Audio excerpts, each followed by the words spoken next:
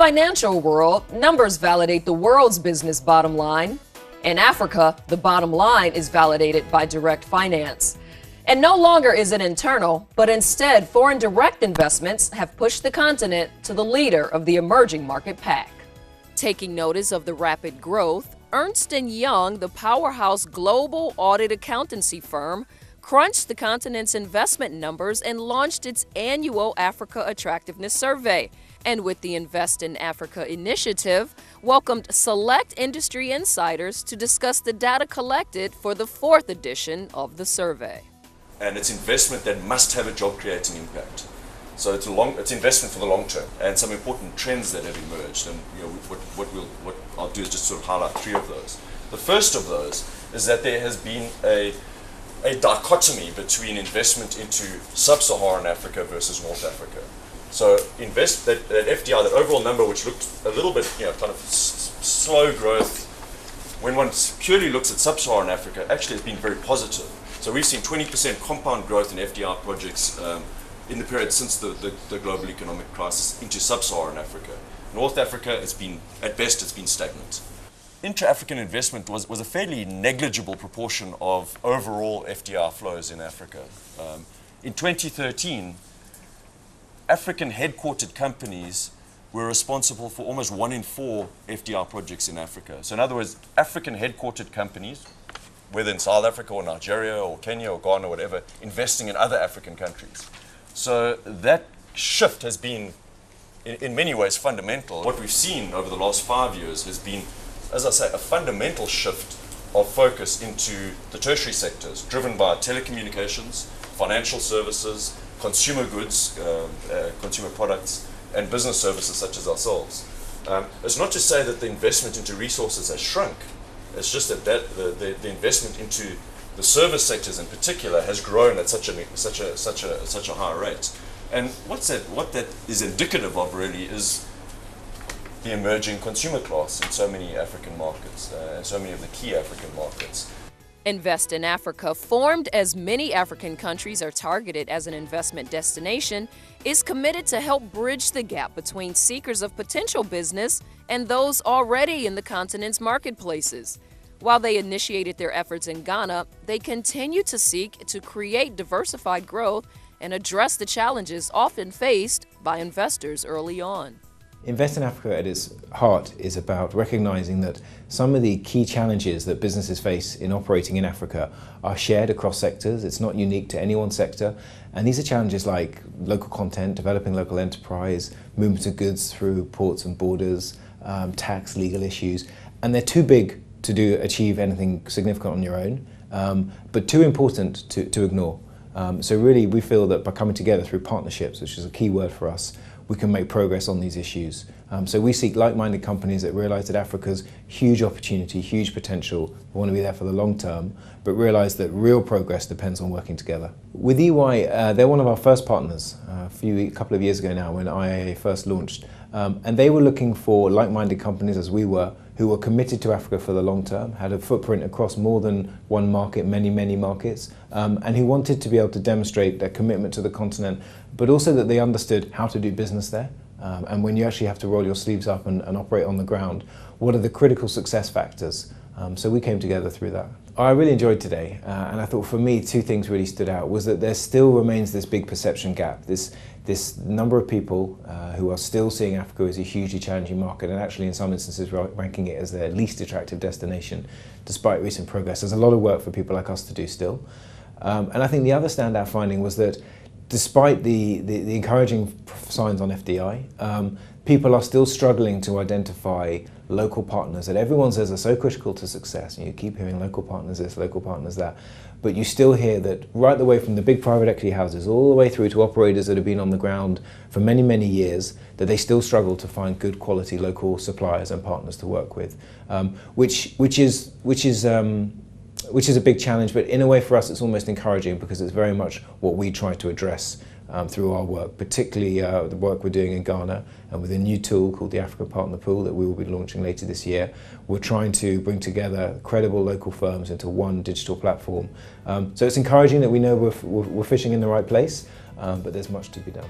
We are going to be launching this year our African Partner Pool, which would be the first cross-sector, independently validated database that will essentially profile Ghanaian businesses and make it much easier for investors to find and to work with local partners, sourcing their goods and services from the continent, from their respective countries. Attendees selected for their Africa business focus shared thoughts on the report's leading trends, its findings, and also debated areas of particular interest to different regions in Africa. I think the report indicated that a lot of the inward investment from the private sector is coming from the balance sheets of corporates looking to expand. And that's right, because we know also corporates can't put their money anywhere else at the moment, so they are looking for markets to make a return on investment. So it's a good time to be attracting the corporates into expanding their businesses into Africa with a growing middle class. But I think what is interesting from more of a financial markets perspective and our business is that there has been a lot of money raised for private equity. Certainly, anecdotally, there's been a lot of money raised, and I'd love Ernst & Young to write the next report on what that actual figure is and how much of that's being deployed, because, and it's improved over the last year, but a lot of money has been committed over the years to Africa, to private equity, but not actually getting deployed. And there's a variety of reasons for that, primarily because the private equity model, which has been so successful in the Western world, doesn't necessarily fit the nature of the deals in Africa. So you've got a mismatch between the mandate for which the money's raised and the opportunities for which it will be deployed.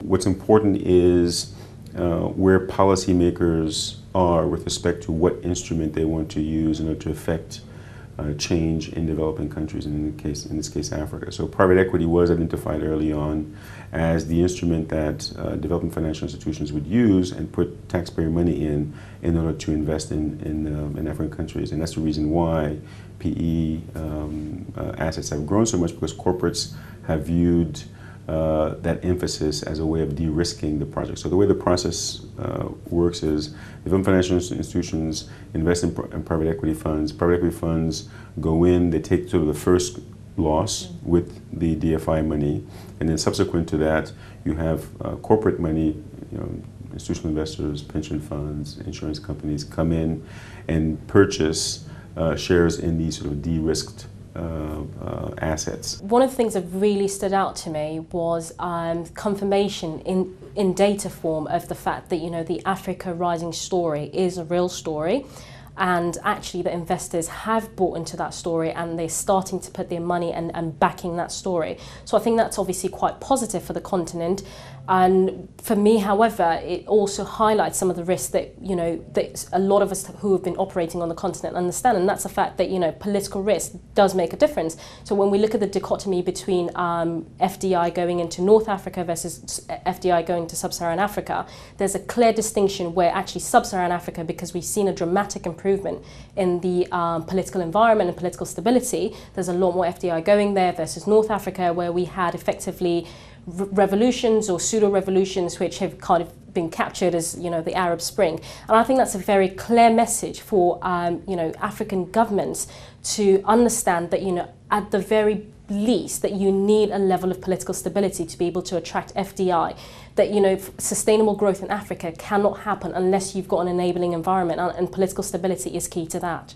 I think, if you look at the companies that are operating in Africa, a lot of these companies have overcome the perceptions that that risks in Africa are quite high. And what are those risks? What are the key perceptions that continue to undermine FDI into Africa? I think one is actually the perception of corruption. Two is the perception of security and political risk. And the third one actually being that there aren't enough attractive opportunities beyond just the extractive sector. Now, investors who are on the continent obviously recognize that a lot of these are simply just myths, that actually the perception of corruption sometimes is worse than the reality. Yes, we do have a lot of corruption, but actually that is no different than sort of, the corruption levels that you get in other emerging markets. So I think that, a slight shift in perception will help. And when you look at the investors that are sitting outside and sort of sitting on the sidelines and waiting to go into Africa, Whether they are investing or investing in the next few years, it's clear that they recognize there's been a fundamental shift in the continent. And if you even look at the statistic from the report, it shows that 51% of those people who are sitting on the sideline believe that in the next 5 years, that Africa will become an investable destination. Given the positives that Ernst & Young analyzed for the report, and news that Africa's share of global foreign direct investment, or FDI projects, reached its highest levels in a decade, nonprofits such as Invest in Africa continue to champion the development of the continent. So with partners from an array of international organizations, recently secured investment partnerships, and a focus on future sub-Saharan markets, Invest in Africa is a company that's poised to deliver solutions for good business practices throughout Africa.